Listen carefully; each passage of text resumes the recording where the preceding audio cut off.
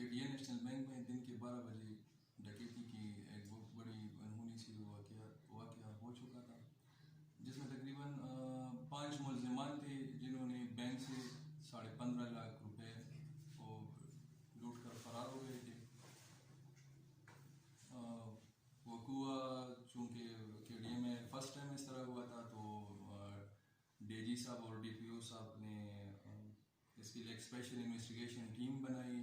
Team ने बड़ी मेहनत की, तकरीबन ये 1 महीना मुख्तलिफ डकैत ग्रुप्स को ट्रेस करके उनके ऊपर काम करके तकरीबन 60 बंदों को हमने अरेस्ट किया, इसमें इंटरोगेट किया।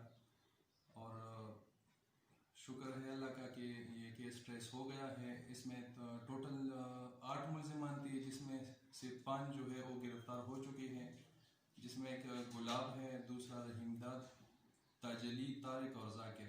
ये पुलिस कस्टडी में है। इनसे तकरीबन 2,75,000 रुपये ये रिकवर हो चुके हैं।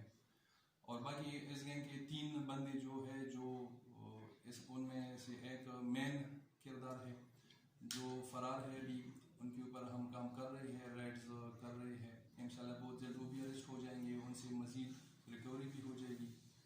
तो ये जो केस था, इस पर कोहाट पुलिस ने बड़ी मेहनत की। ये 1 महीना दिन रात शब रोज़ मेहनत की।